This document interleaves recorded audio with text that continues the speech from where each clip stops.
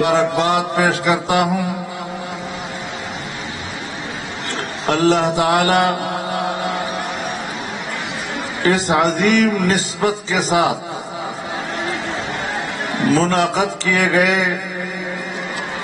اس عظیم جلسے میں آپ کی اور ہماری شرکت کو قبول فرمائے اور اسے ہماری نجات کا سبب اور ذریعہ بنائے۔ میرے محترم دوستو، آپ کو یاد ہوگا جب مسجد اقصی پر یہودی درندوں نے صہیونی دہشت گردوں نے جارحیت کی تھی تو پاکستان سے کراچی کی سرزمین پر جمعیت علماء اسلام نے ایک بہت بڑا احتجاجی مظاہرہ کیا۔ پاکستان میں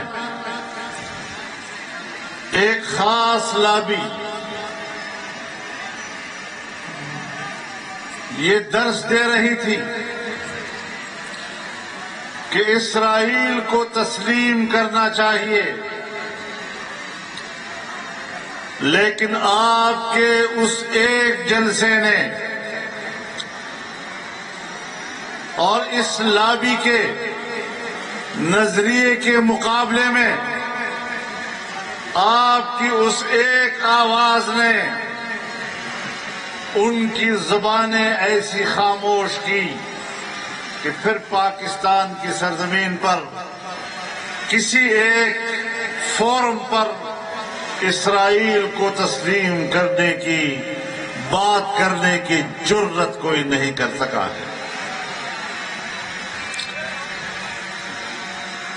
اللہ نے آپ کی آواز میں تاثیر رکھی، آپ کی آواز میں اللہ نے ایک رعب اور دبدبا رکھا ہے۔ آج میرے حبیب حضرت محمد مصطفیٰ صلی اللہ علیہ وسلم کہ حرم اقدس کی بے حرمتی اسی یہودی لابی کے ایجنٹوں نے کی، پہلا حق آپ پر تھا کہ آپ اسی میدان میں اکٹھے ہوں اور ان قوتوں کو للکاریں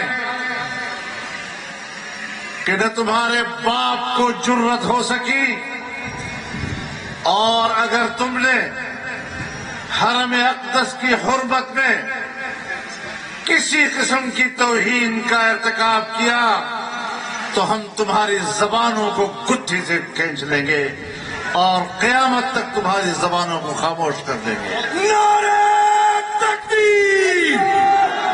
اسرائیل مردہ آباد! مردہ آباد! مردہ آباد! مردہ آباد! مردہ آباد! گستاخ حرمین پہ! گستاخ حرمین پہ! یہودیوں نے مدینے کی بے حرمتی کی تو رسول اللہ صلی اللہ علیہ وسلم نے حکم صادر فرمایا، اخرج الیہود من جزیرۃ العرب، کہ یہودیوں کو جزیرۃ العرب سے باہر کر دو۔ اگر اس کے ایجنٹوں نے پاکستان میں مدینہ کی حرمت کو پامال کیا تو یاد رکھو ایجنٹوں، تمہیں ہم کراچی کے سمندر میں غرق کر دیں گے اور پاکستان کی سرزمین پر تمہیں جینے کا حق نہیں ادا کیا۔ نعرہ تکبیر! للکار ہے، للکار ہے! یلکار ہے،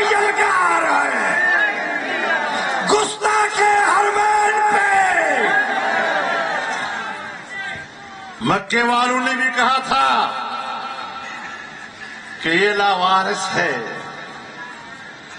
لیکن قیامت تک کے لیے اللہ نے رسول اللہ صلی اللہ علیہ وسلم کو ایسی امت عطا کی ہے کہ آج 1400 سال گزرنے کے بعد بھی ایک گیا گزرا گنہگار امتی بھی اپنے نبی اور رسول کے حرمت پر جان قربان کرنے کے لیے تیار کھڑا ہے۔ تم نے مکے والوں کی طرح ان کو لاوارث سمجھ دیا ہے؟ دنیا کی آبادی کا چھٹا حصہ وہ اپنے پیغمبر کی ناموس پر قربان ہونے کے لیے تیار ہے۔ 1 ارب سے زیادہ آبادی اس کے ناموس پر اپنی جان قربان کرنے کے لیے تیار ہے۔ تم ہوتے کیا ہو؟ کس باغ کی تم مولی ہو؟ تمہیں تو گاجر مولی کی طرح کاٹ کاٹ کر رکھ دیں گے اگر تم نے آئندہ کے لیے اس طرح سوچا بھی تو۔ عظمت حرمین پر، عظمت حرمین پر، روزہ رسول پر، تقدس حرمین پر، لبیک لبیک لبیک لبیک۔ ہم تحمل اور برداشت کے لوگ ہیں۔ ہم نے ہر مشکل کو بڑے صبر، تحمل اور برداشت کے ساتھ عبور کیا، لیکن یہی وہ مقام ہے، یہی وہ منزل ہے، یہی حرمت رسول کا وہ مقام ہے جہاں صبر کا بندھن ٹوٹ جاتا ہے، جہاں تحمل کا بندھن ٹوٹ جاتا ہے، جہاں برداشت نام کی کوئی چیز اس کی قیمت نہیں رہتی۔ عمران خان سن لو، تمہیں لوگوں نے، مغرب نے، امریکہ نے، برطانیہ نے، یہودی لابی نے آسمان پر چڑھا دیا۔ عقل ہے تو یہی، ویژن ہے تو یہی، پروگرام ہے تو اسی کے پاس، خوشحالی لائے گا تو یہی، آسمان پر چڑھا دیا تجھے۔ ہم چاہیں نہ چاہیں، اللہ بے پرواہ ہے، اس کا اپنا ایک نظام ہے۔ تو اقتدار میں آ گیا، میں سمجھتا ہوں اچھا ہوا تو اقتدار میں آ گیا، تیری نااہلی دنیا کے سامنے آ گئی، تیری نالائقی تشتش بام ہو گئی، تو اپنی اہلیت کے لحاظ سے ننگا تڑنگا ہو گیا۔ آج پھر گاؤں گاؤں پھر رہا ہے، جلسہ جلسہ کھیل رہا ہے۔ تو میں کہتا ہوں اس میں بھی اللہ کی حکمت ہے۔ پہلے آپ کارکردگی کے لحاظ سے نااہل ثابت ہوئے، آج تم انشاءاللہ دماغی لحاظ سے بیمار ثابت ہو کر رہو گے۔ دنیا کو دکھائے گا کہ یہ ذہنی بیمار، یہ دماغی بیمار، یہ پاکستان میں سیاست کر رہا ہے۔ کمبخت تیری وجہ سے پاکستان کی سیاست بدنام ہو گئی، اس کی ویلیو گر گئی۔ مرد آباد، نشائی نیازی، نشائی نیازی، مریض نیازی، بیمار نیازی، بیمار نیازی۔ لیکن میں آپ کو متنبہ کرنا چاہتا ہوں کہ جہاں یہ نااہل اور یہ ذہنی بیمار، وہاں پر ایک فتنہ بھی ہے۔ ایسے پیروکار اس نے پیدا کر لیے ہیں کہ اگر وہ اللہ ہونے کا دعویٰ کرے تو کہتے ہیں ہم پھر بھی ان کے ساتھ۔ خود کہتا ہے اللہ نے جو پیغام پیغمبر کے پاس پہنچایا اس نے لوگوں تک پہنچایا، تم بھی میرا پیغام لوگوں تک پہنچاؤ۔ کبھی خود کو اللہ کے ساتھ برابری پہ، کبھی خود کو پیغمبر کے ساتھ برابری پہ، اور اس کے پیروکار کہتے ہیں کہ اگر وہ نبوت کا دعویٰ کر لے تب بھی ہم ان کے ساتھ ہیں۔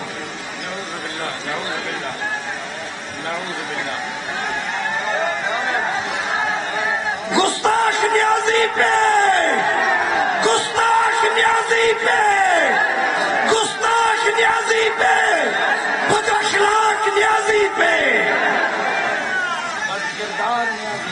بد کردار نیازی پہ۔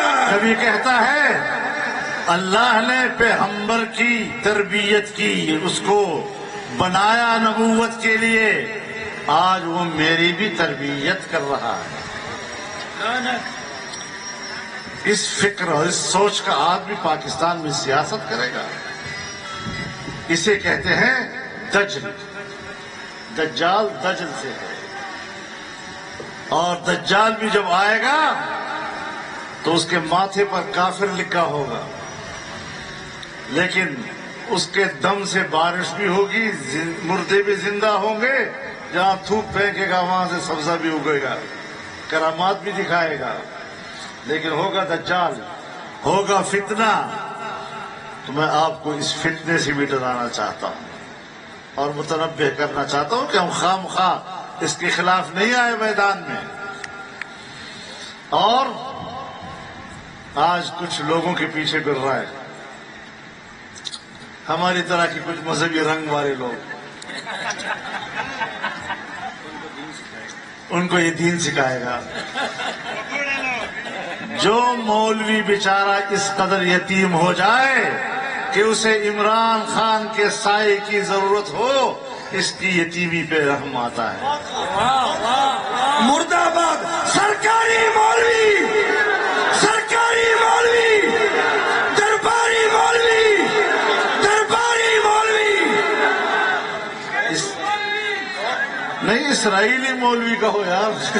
اسرائیلی مولوی، اسرائیل کا حامی، اسرائیل کا حامی، یہود کا حامی۔ لوگوں کو دین سکھائے گا، پتہ نہیں اپنی طہارت کرنی بھی آتی ہے یا نہیں آتی۔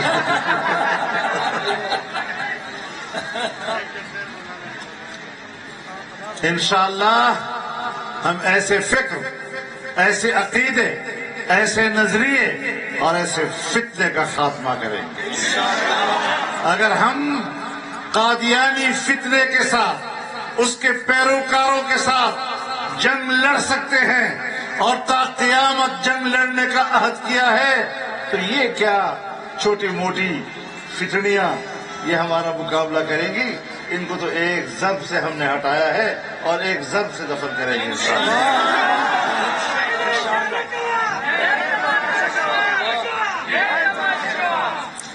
میرے محترم دوستو، ان کے جلسوں سے ڈرنا نہیں چاہیے، ان کے پیروکاروں سے بھی نہیں ڈرنا چاہیے۔ میری شرافت مجھے ان پر تبصرہ کرنے کی اجازت نہیں دیتی۔ بہت خوب، بہت خوب۔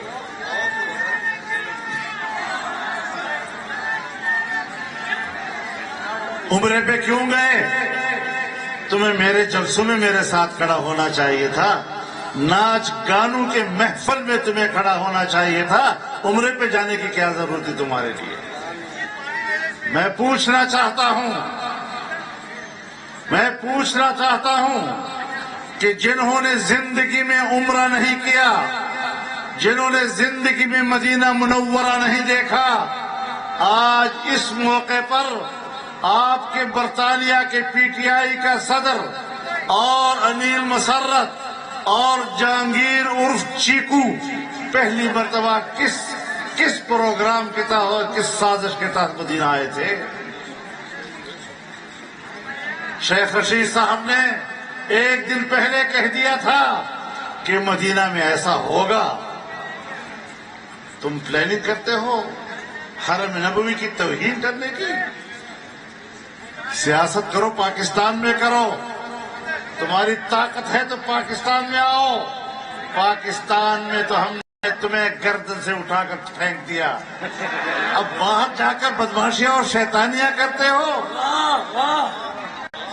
جہاں آؤ مقابلہ کرو، ہم تمہیں دکھائیں گے تمہارے اوقات کیا ہیں۔ کبھی فوج کو ڈراتے ہو، ایک بیانیہ تو ہونا تمہارے پاس۔ پہلے کہا خط آیا ہے، میرے خلاف بین الاقوامی سازش ہے۔ ارے بین الاقوامی سازش کہاں سے ہو گئی؟ خط دکھاؤ نا بھائی، آج تک خط نہیں دکھا سکا۔ پاکستان کی قومی سلامتی کے ادارے نے بھی کہا کہ جھوٹ ہے، امریکہ نے بھی کہا جھوٹ ہے۔ بھائی دکھا دو نا، ہم اردو نہیں سمجھتے، انگریزی سمجھ لینے والے لوگ ہیں، اس کاغذ سے پتہ چل جائے گا اس میں کیا ہے۔ بلی کو تھیلے سے باہر لاؤ۔ اب خط کا معاملہ چھوڑ گیا، خط سے بھاگ گیا ہے۔ پھر کہا سراج الدولہ کا سپہ سالار میر جعفر تھا۔ بھائی سپہ سالار کو میر جعفر کہتے ہو تو پھر کون ہے سپہ سالار آج؟ جب سپہ سالار نے آنکھیں دکھائیں تو اگلے دن کہا میری مراد تو شہباز شریف ہے۔ بابا شہباز شریف تو سپہ سالار نہیں ہے، تو آپ نے سپہ سالار کی بات کی تھی۔ تو آئی گئی ہو گئی۔ اب وہ بیانیہ بھی گیا، خط کا بیانیہ بھی گیا، سپہ سالار کا بیانیہ بھی گیا۔ اب کہتے ہیں میرے قتل کرنے کی سازش ہو رہی ہے، اور میں نے اور کہتا ہے کہ میں نے ویڈیو پتہ نہیں کیسٹ ریکارڈ کرائی ہے۔ آج کل کی دنیا میں کیسٹ ریکارڈ کروائے جاتے ہیں۔ رکھی کدھر ہے وہ؟ کہاں چھپائی ہے تم نے وہ ریکارڈ؟ 2 کاپیاں ہیں، ایک امریکہ میں اور ایک گولڈ سمتھ کے گھر میں برطانیہ میں۔ ایک طرف کہتا ہے امریکہ نے میرے خلاف سازش کی ہے۔ بھائی چورن بیچو تو طریقے سے بیچو یار۔ اور ایک طرف اپنا بیان وہاں ریکارڈ کروا رہے ہو۔ عمران خان، میں کہتا ہوں آپ سے، تم قتل کی بات کرتے ہو، قتل بہت دور کی بات ہے، انسان کے ہاتھوں قتل بہت دور کی بات ہے۔ تم تنہا کسی روڈ پہ کھڑے ہو جاؤ، اگر ایک کتے نے بھی تمہیں سونگھ لیا تو مجھے کہہ دو پروفیسر رحمان تمہیں نعرہ تکبیر! قائد جمعیت مولانا فضل الرحمان، قائد جمعیت مولانا فضل الرحمان، قائد تیری جرت کو، قائد تیری بصیرت کو، قائد تیری سیاست کو۔ قاتلانہ حملوں سے ہم گزرے ہیں، قاتلانہ حملوں سے عبدالغفور حیدری گزرا ہے، قاتلانہ حملوں سے اکرم درانی گزرا ہے، قاتلانہ حملوں کے شکار ہمارے علماء کرام ہوئے ہیں، اور پھر بھی میدان میں کھڑے ہیں، جرت کے ساتھ کھڑے ہیں۔ 300 ساڑھے 300 کی تعداد میں پولیس، ایف سی اور رینجرز کی سیکورٹی لے کر نہیں کھڑے ہوئے۔ میرے محترم دوستو، سیاست کی بھی ڈھنگ ہوتی ہے، اس کو ڈھنگ بھی نہیں آتا، اور ملک کو کہاں پہنچایا۔ میں 2 باتیں آپ سے کہنا چاہتا ہوں اس حوالے سے۔ جب حکومت میں نہیں آیا تھا تو اس وقت کہا تھا کشمیر کو 3 حصوں میں تقسیم ہونا چاہیے، تو کشمیر کو 3 حصوں میں تقسیم کر دیا، ایک مودی کو دے دیا، ایک اپنے پاس رکھ لیا، ایک گلگت بلتستان کو اس سے الگ کر دیا۔ ابھی کون سی وحی تیری اوپر آئی جب تو نے بیان دیا اگر فوج نہ ہوتی تو پاکستان 3 حصوں میں تقسیم ہو چکا ہوتا؟ یہ 3 حصوں کا آئیڈیا کہاں سے آ گیا؟ نہ 2 حصوں میں تقسیم کی بات کرتا ہے، نہ 4 حصوں میں تقسیم کی بات کرتا ہے، 3 حصوں میں تقسیم کی بات کرتا ہے۔ کیا پروگرام تھا تیرا؟ یاد رکھو، ملک کی جغرافیہ کو تبدیل کرنے کے لیے 2 بنیادی مراحل ہوا کرتے ہیں۔ پہلا مرحلہ یہ کہ ملک میں سیاسی عدم استحکام پیدا کیا جائے، اگلا مرحلہ یہ کہ ملک میں معاشی عدم استحکام پیدا کیا جائے۔ چنانچہ جب نواز شریف کی حکومت میں پاناما لایا گیا تو پاناما کیس کے ذریعے سے سیاسی عدم استحکام ملک میں لانے کی کوشش کی گئی، اور جب وہ مرحلہ گزرا تو عمران خان کے ذریعے سے معاشی عدم استحکام لایا گیا۔ یہ دونوں مرحلے پورے ہو گئے، اور جب ملک میں معاشی طور پر عدم استحکام آتا ہے، روپیہ اپنی قدر کھو بیٹھتا ہے، مہنگائی آسمان کو پہنچ جاتی ہے، عام آدمی کے قوت خرید ختم ہو جاتی ہے، تو پھر پبلک میں بغاوتیں شروع ہو جاتی ہیں۔ شکر ادا کرو پاکستان کے سیاستدانوں کا، شکر ادا کرو جمعیت علماء کا کہ ہم نے 4 سال تمام سیاسی قوتوں کو ایک پلیٹ فارم پر رکھا، چاروں صوبوں کے عوام کو ایک پلیٹ فارم پر رکھا، اور پاکستان کے کسی حصے میں ملک کے خلاف بغاوت نہیں ہونے دی۔ میں نے پچھلی دفعہ اسلام آباد میں بھی آپ سے کہا تھا کہ میں پاکستان کے عوام کو سلام کرتا ہوں، ملک کے ساتھ ان کی وفاداری کو سلام کرتا ہوں کہ ان حالات میں بھی وہ ملک کے ساتھ کھڑے رہے اور بغاوت کا کوئی تعصب نہیں دیا۔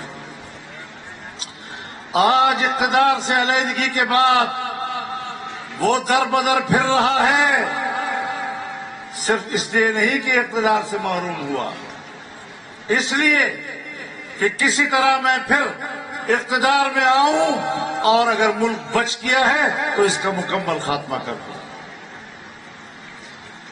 اب آپ کی مرضی ہے، اس کو دوبارہ لاتے ہیں اور بچے کچھ ملک کو تب ختم کر دیتے ہیں تو بھی عوام کی مرضی ہے، لیکن ہم نے اس ملک کے بقا اور تحفظ کے لیے جنگ لڑنے کا عہد کیا ہوا ہے، انشاءاللہ العزیز اس کو پورا کریں گے۔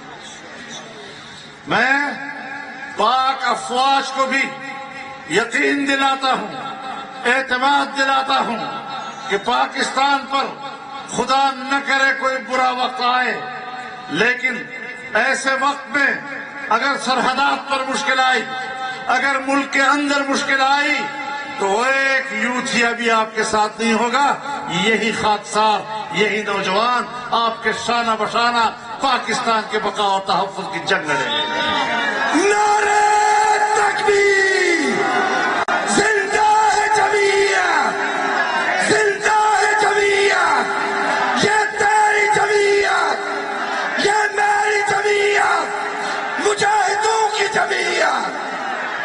ہمارا مطالبہ تھا کہ اسٹیبلشمنٹ سیاست نہ کرے، ہمارا مطالبہ تھا کہ فوج سیاست میں مداخلت نہ کرے، اور جب فوج نے کہا کہ اب ہم نیوٹرل ہیں، ہم مداخلت نہیں کرتے، تو اس نے کہا نیوٹرل تو جانور ہوتا ہے۔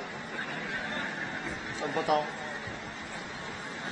یعنی اس کا معنی یہ کہ اگر فوج اس کے ساتھ ہے تو پھر فوج محترم ہے، اگر فوج حکومت کے ساتھ ہے تو پھر فوج محترم ہے، اور اگر فوج ملک کے ساتھ ہے تو یہ ہمیں قبول نہیں ہے۔ آپ کو یاد ہے ابھی کچھ دن پہلے ان کے ایک مقرر نے جلسے میں کہا کہ اگر گھر پہ ڈاکہ پڑے اور چوکیدار کہے کہ میں نیوٹرل ہوں تو یہ قبول نہیں ہے۔ میں ان کو بتانا چاہتا ہوں کہ چوکیدار یہ ملک کا چوکیدار ہے، تمہاری حکومت کا چوکیدار نہیں ہے۔ واہ واہ، بہت خوب۔ تمہارے ملک کا تمہاری حکومت کا دار و مدار پاکستان کے عوام پر ہے، تمہیں پاکستان کی پارلیمنٹ نے مسرت کیا ہے۔ تمہیں پاکستان کے عوام کے نمائندوں نے مسترد کیا ہے، تمہیں شکوہ کس سے؟ تم کسی ایک کا اعتماد برقرار نہیں رکھ سکتے، نہ عوام کا، نہ عوامی نمائندگان کا، نہ اپنے اتحادیوں کا، نہ اسٹیبلشمنٹ کا، نہ فوج کا، نہ بیوروکریسی کا۔ ہر شخص سر پیٹ رہا۔ میرے محترم دوستو، لیکن میں آج اس موقع پر بڑے احترام کے ساتھ ایک شکوہ کرنا چاہتا ہوں اپنی عدالت عظمیٰ سے، محترم عدالت سے، فاضل ججز سے۔ جب چیف ایگزیکٹو نے اپنے ایگزیکٹو اختیارات کو استعمال کرتے ہوئے ایف آئی اے کے افسر کو یا افسروں کو تبدیل کیا تو آپ نے سو موٹو کیوں لیا؟ کس کے کہنے پہ لیا؟ عمران خان کے جلسے میں ایک گفتگو پر آپ نے اتنا بڑا اقدام کر دیا کہ آپ نے سو موٹو لے لیا؟ پھر آپ آئے نا، پھر آپ حکومت کریں، پھر آپ ایگزیکٹو چیف بن جائیں۔ عدلیہ کا اپنا کام، ایگزیکٹو کا اپنا کام، اور آپ ان لوگوں سے ڈرتے ہیں؟ یہ عدالت کے سامنے کھڑے ہو جائیں، اور اگر یہ مخلوق عدالت کے سامنے کھڑی ہو گئی پھر کیا کرو گے؟ پھر کیا کرو گے؟ عدالت آزادی کے ساتھ فیصلے کرے۔ عدالت کے کسی سو موٹو سے اگر یہ تاثر ملتا ہے کہ وہ دباؤ میں کیا گیا ہے تو آپ بتائیں کہ اس کے نتیجے میں جو فیصلہ آئے گا اس کے عوام کے دلوں میں کیا قدر و قیمت ہوگی۔ عجیب بات یہ ہے کہ جب عمران حکومت میں پاناما کیس کے اندر نواز شریف صاحب کے خلاف فیصلہ دینے والا بعد میں ایف آئی اے کا ڈائریکٹر جنرل بنا دیا جاتا ہے، وہاں تو آپ نے سو موٹو نہیں لیا۔ جب بشیر میمن نے چیخ کر انٹرویوز دی کہ مجھے بلا کر کہتا تھا کہ آپ فلاں کے خلاف کیس کرو، فلاں کے خلاف کیس کرو، فلاں کے خلاف کیس کرو، اس جی جی کے اس چیخو پکار پر تو آپ نے کوئی سو موٹو نہیں لیا۔ جسٹس ارشد صدیقی چیخ رہا ہے، چلا رہا ہے بطور جج کے، اس کی چیخ و چلاہٹ پر تو آپ نے کوئی نوٹس نہیں لیا۔ آج ایک بیان جلسے میں دے دیا اور آپ نے اس پر اتنا نوٹس لے لیا۔ ہمارے دلوں میں آپ کی بڑی قدر و منزلت ہے، آپ کے فیصلوں کو ہم توقیر کی نظر سے دیکھتے ہیں، آپ کی ہمارے نظروں میں عزت و آبرو ہے، لیکن ایسے اقدامات اگر آپ اپنے آپ سے کرتے ہیں، کوئی آپ سے رجوع نہیں کر رہا، تو پھر اپنی عزت و توقیر میں اگر آپ کمی کر رہے ہیں تو اس کے ہم ذمہ دار نہیں، پھر آپ خود ذمہ دار ہیں اس کے۔ یہ شکایت آج پبلک کے سامنے لانا میں نے ضروری سمجھا۔ بہرحال میرے محترم دوستو، میں نے یہاں سندھ میں بھی جلسے کیے، بڑے جلسے سے خطاب کیے، اور میں آپ سے پہلے بھی کہتا رہا ہوں، آپ کو یاد بھی ہوگا کہ مشکل یہ نہیں ہے کہ عمران خان نے ملک کو بٹھا دیا، اب چیلنج یہ ہے کہ اس کو اٹھائیں گے کیسے۔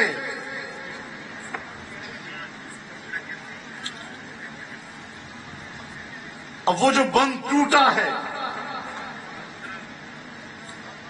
تو آپ ہم سے کہتے ہیں کہ آج وہ اتنا بڑا بند آپ نے دوبارہ کیوں تعمیر نہیں کیا؟ ابھی تو وہ تباہی کرے گا۔ عمران خان کی حکومت کے پہلے سال ان کے اپنے ماہرین نے انٹرویوز دیے اور کہا کہ عمران صاحب کا پروگرام یہی ہے کہ روپیہ 200 روپیہ $1 تک جائے گا. یہ ان کا ایجنڈا تھا. آج اگر 200 پہ گیا ہے اس کے اپنے ایجنڈے کے تحت گیا ہے. ہم نے کنٹرول کرنا ہے. کس طرح کنٹرول کرنا ہے؟ جب تک آپ بزنس کمیونٹی کا اعتماد بحال نہیں کریں گے، جب تک آپ بیوروکریسی کا اعتماد بحال نہیں کریں گے، جب تک حکومت کو ریاستی اداروں کا تعاون حاصل نہیں ہوگا، اعتماد کا ماحول بحال کرنا مشکل ہے. ابھی ہم نے اس کو ہٹایا ہے. اب 1 سال میں ہم نے ملک کو پٹری پہ ڈالنا ہے. کیسے چلیں گے؟ کس مشکل میں ہم سفر کریں گے؟ کس پگڈنڈی کے اوپر ہم نے چلنا ہے؟ اور اس ملک کو واپس اپنی حالت پہ لانے کے لیے ہاتھ پاؤں مارنے ہیں. یہ ایک چیلنج ہے، کوئی آسان کام نہیں ہے. 3.5 سال میں تم نے جو ملک کا کباڑہ کیا، ظاہر ہے کہ عمارت کو گرانا تو 1 لمحے کا کام، گند پھیلانا تو 1 لمحے کا کام ہے. تم نے 4 سال میں جو گند پھیلایا، ہم سے توقع رکھتے ہو کہ 4 دن کے اندر اندر اس گند کو صاف کریں؟ اس میں تو وقت لگے گا. یہ تو چیلنج ہے جو ہم نے قبول کیا. ہم نے ملک کو ان سے چھینا تاکہ ملک بچ جائے. پہلے ملک کو بچانا ہے، ملک کی پھر اقتصاد کو بچانا ہے، اس کو صحیح رخ پہ لانا ہے. اور یہ ایک بڑا چیلنج ہے جو قومی سطح کے باہمی تعاون کے بغیر ممکن نہیں ہو سکے. میرے محترم دوستو، انشاءاللہ العزیز اس وقت ہمارے لیے مشکلات پیدا کی جا رہی ہیں، لیکن ایک بات ضرور کہوں گا کہ ان جلسڑیوں کا دباؤ نہ لیا جائے. روز روز بیان تبدیل ہو رہے ہیں. ایک دن ایک بیانیہ ہے، کل دوسرا بیانیہ، پھر تیسرا بیانیہ، پھر چوتھا بیانیہ. ابھی کوئی ایک بات پہ ٹھہر تو جاؤ. ہم تو ایک ہی بات پہ ٹھہرے ہوئے. آپ کا جو تعارف ہم نے پہلے دن کرایا تھا، ہم آج بھی اس پہ قائم ہیں. ہم آج بھی اس پہ قائم ہیں، اور لمحہ لمحہ گزرتا ہے تصدیق کر رہا ہے وہ اس بات. تو میرے محترم دوستو، ان حالات میں ہم نے چیلنج قبول کیے ہوئے ہیں، اور انشاءاللہ پاکستان کو بچانا ہے، ملک کو بچانا ہے، چاروں صوبوں کا اعتماد کو ٹھیک رکھنا ہے، صوبوں کے حقوق کی بات کرنی ہے. آج اگر میں سندھ میں کھڑا ہوں، میں پہلی مرتبہ آپ کے پاس نہیں آیا ہوں. میرے 40 سال گزر گئے، اور کوئی سال ایسا نہیں گزرا جہاں میں 1 سے زیادہ مرتبہ سندھ میں نہ آیا ہوں. ایک رشتہ بن گیا آپ کے ساتھ، ایک تعلق بن گیا آپ کے ساتھ، اور آپ کے بچے بچے کے حقوق کی انشاءاللہ جنگ لڑتا رہوں گا. انشاءاللہ. جزاکم اللہ، جزاکم اللہ. ہم کسی کے ساتھ تعصب نہیں رکھتے. یہ قومی یکجہتی کا مسئلہ ہے، جمعیت علماء اسلام کے منشور کا مسئلہ ہے، اور ہر صوبہ اپنے وسائل کا مالک ہے، اور ہر صوبے کا بچہ اپنے وسائل کا پر اپنا حق رکھتا ہے. تو میرے محترم دوستو، ہم نے پورے ملک کو چلانا ہے. ہم نے ایک قوم بنانا ہے، ایک پاکستانی قوم کی طرح. ہم نے ملک کے اندر ایک یکجہتی پیدا کرنی ہے. جس یکجہتی کو اس شخص نے تباہ کیا ہے، اس کو دوبارہ لانا ہے. جس اقتصاد کو اس نے تباہ کیا ہے، بین الاقوامی سطح پر ہمیں اس نے تنہا کر دیا ہے. میں حیران ایک بات پر ہوں. نعرے ہیں چور چور چور چور چور چور چور، یہ نعرے، یہ سیاست ہے. چور چور چور چور چور. بھائی نواز شریف چور ہے، شہباز شریف چور ہے، زرداری چور ہے. اس چور کو چین بھی پیسے دینے کو تیار، اس کو سعودی عرب بھی پیسے دینے کو تیار، اس کو IMF بھی قرضے دینے کو تیار، اس کو یورپ بھی پیسے دینے کو تیار، امریکہ بھی پیسے دینے کو تیار. اور یہ جو بنا ہوا ہے نا صادق اور امین، اس پر تو نہ چین اعتماد کرنے کو تیار ہے، نہ سعودی عرب، نہ امارات، نہ مغرب، نہ مشرق. ساری دنیا کہتی ہے اس کو پیسہ دے کر تباہ ہو جائے گا. چور نیازی مرد آباد، چور نیازی گھڑی، چور نیازی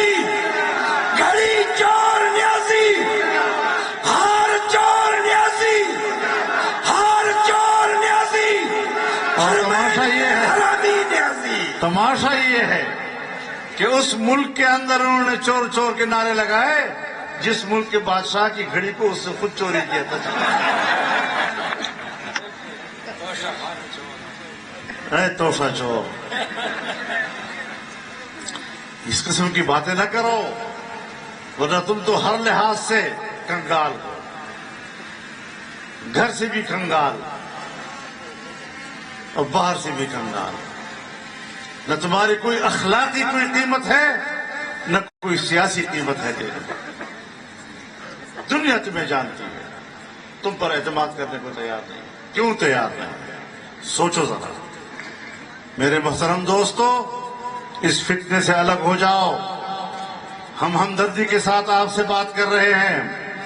ہم دعوت دے رہے ہیں کہ کوئی مسلمان پاکستان کی تباہی میں اس کے ساتھ شریک نہ ہو. ملک کی تباہی میں اس کے ساتھ شریک ہونے کے لیے کوئی تیار نہیں ہونا چاہیے. ہاں، میں جانتا ہوں، اتنا ضرور جانتا ہوں کہ ملک کے اندر ایک ایلیٹ کلاس ہے، اشرافیہ. ان کے گھروں میں ان کی آنٹیاں آنسو بہا رہی ہے عمران کے جانے پہ. بھائی آنسو نہیں ہے، پتہ چلتا ہے کہ کون کون سے خاندان ہیں اور کون کون سے گھرانے ہیں جو بین الاقوامی اس نیٹ ورک کے ساتھ وابستہ رہے ہیں اور آج ان کے گھر میں ماتم ہے. ان کے گھر میں واہ نشاندہی ہو رہی. واہ. تو وہاں سے ہمیں پتہ چل رہا ہے کہ کہاں کہاں کس کس کی ماں مری ہے. اور لڑیں گے ہم انشاءاللہ، چھوڑیں گے نہیں اس بات کو انشاءاللہ. ورنہ لوگ کہتے ہیں آپ کی تو اب حکومت آ گئی ہے، اب آپ کو جلسہ کرنے کی کیا ضرورت ہے. ہم کہتے ہیں وَقَاتِلُوهُمْ حَتَّى لَا تَكُونَ فِتْنَةٌ. فتنے سے لڑنا ہے.